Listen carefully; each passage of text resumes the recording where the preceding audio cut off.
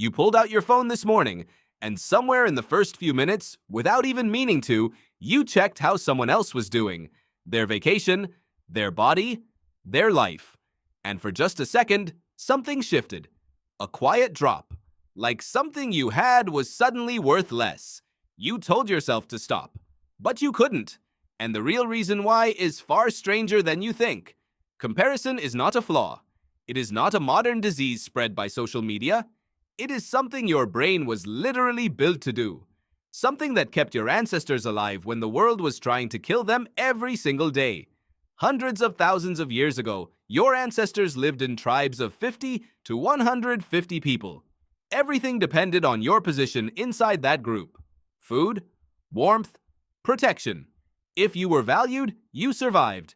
If you were dispensable, you didn't. So your brain evolved a constant background process that monitored where you stood relative to everyone else. Psychologist Leon Festinger named this in 1954. He called it social comparison. And he didn't think it was a problem. He thought it was the mechanism, the essential tool your mind uses to understand itself. Here is what makes it hurt. Neuroscientist Hidehiko Takahashi found that social pain, the kind you feel when someone else's success makes yours feel smaller, activates the same brain regions as physical pain. The same circuits that fire when you burn your hand also fire when you feel like you've fallen behind. Your brain processes both as threat. Because in the ancient world, falling behind in the tribe was a threat. It meant being left out, and being left out could mean death. The system was perfect for a world of 150 people. You compared yourself to real people in your actual community. The comparison gave you real feedback. Improve your skills, strengthen your bonds, close the gap. It was calibration, not punishment. Now consider what you're feeding that same system today. Not 150 people, billions. A curated, filtered, highlight-only stream of the luckiest moments of millions of strangers. Your brain cannot recognize that what it's seeing is a performance. It registers the gap. It fires the alarm.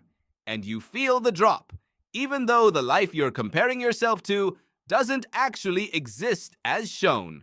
You're comparing your interior to someone else's exterior.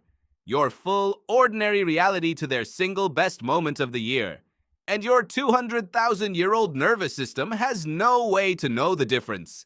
Here's the part that changes everything. The comparison cannot be stopped. It is neurological. It happens before your conscious mind notices, but what you do next is yours.